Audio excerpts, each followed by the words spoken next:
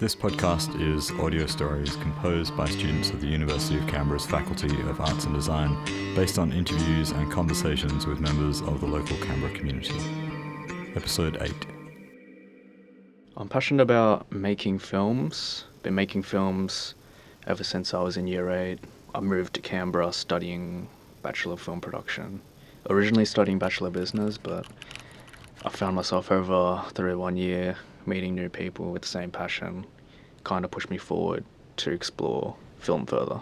I love film because the amount of stories you can tell. I'm mainly based with short film and documentaries, opposed to business where everything's kind of structured, very analytical, very much numbers. I wasn't really feeling that creative side of myself when I was exploring or studying Bachelor of Business, majoring in management. And film, I just love working with cameras. I love painting images with light, and particularly I love not digital but film as a whole, Super 8, Kodak films. I just love the look, and that just brings in a whole creative side for myself. I didn't know what to explore in film production until I started to find out about cinematography by our early teachers, Tim. He kind of had the technical mindset to encourage me to explore cameras, settings, white balance, how can you make colours, meaningful in an image.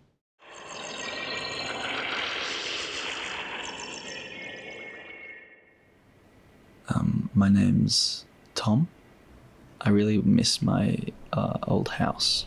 It was 2 stories. We lived on the corner of the street back in Dubbo, which is in the middle of New South Wales. But the thing I loved most about that house, one of those old fireplaces that you have to light manually, and you'd hear the wood crackle and burn and just feel so cozy. And then you'd go put on a kettle and make a cup of tea. You sit by a fireplace when you have your mug in your hands and you feel the warmth from the tea, and then you sit back and hear the fire when you're slowly drifting away into sleep, and you'd hear the crickets and or cicadas outside, and you'd start to close your eyes and relax, and then you suddenly start hearing the little raindrops on the tin roof. There's not much better than that. I miss those days.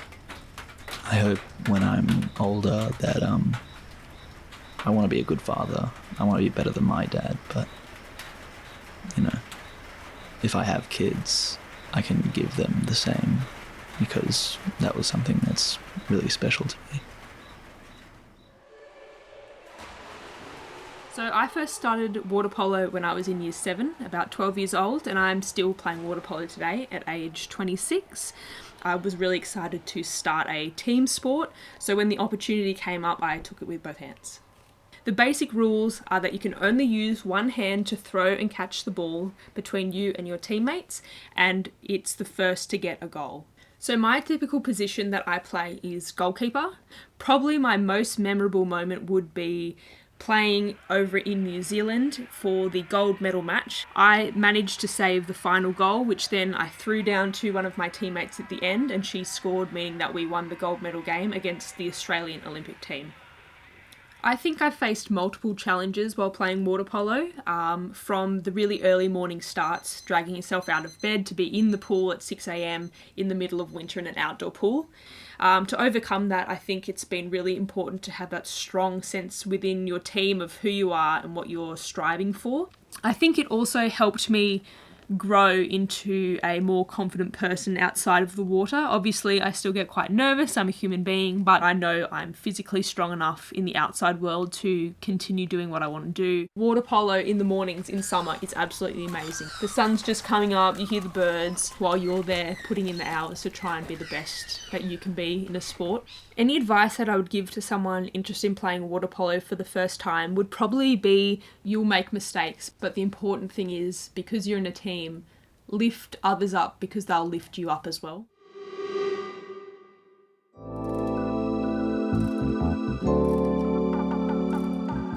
Something I used to be passionate about was collecting antique electric jugs, kettles. I was extremely into those and probably had a collection of about 120 at one particular point. I think I sort of grew out of the phase. Like, I still have an interest in them. I still have, a certain part of my collection, but I think I moved on to other things, other collections, other passions. Currently, my passion? It's an excellent question. I think I'm just passionate about life. Passionate about meeting people, interacting with people, trying to make each day the best it can be and using every minute to its best.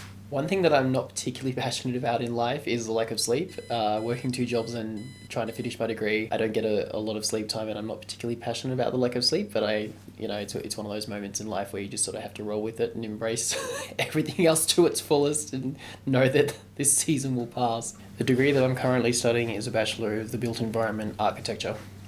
My degree contributes to my passion about life, I think, in the sense that I love buildings, have loved buildings since I was a child. I love the way a space can make you feel, and I love people, and I love creating spaces, even in my home environment, where people can feel comfortable, relaxed, welcome, creating an engaging space that, has objects of interest or, areas of interest that people want to linger in and want to interact with each other in and interact with that space.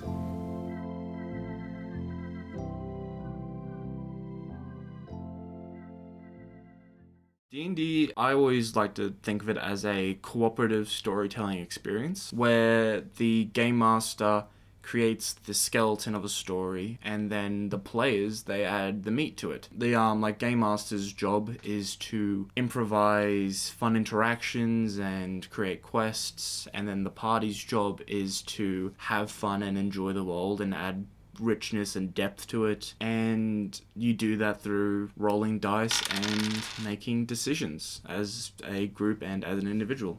I currently play as a game master, where I run the game, I create the story, and I instruct my players on what sort of options they have available to them. I've always had a very active imagination, and this allows me to think of fantasy world or imagine great heroes fighting monsters, and it also allows me to not drink and spend time with my friends in a very healthy and maybe not productive, but a very fun thing to do. I think my favorite thing to do is to play as the moral compass guide type character, and also, who doesn't want to pretend to be the awesome knight saving the day? I always was interested in the idea of fantasy world and making things up in your mind. I started watching actual plays, and then that turned into listening to podcasts. Then when I got to university, I was able to find a group of people in a club, and then I started playing with them. And eventually we all became close friends, and I can confidently say they're my friends, both at the table and just in life.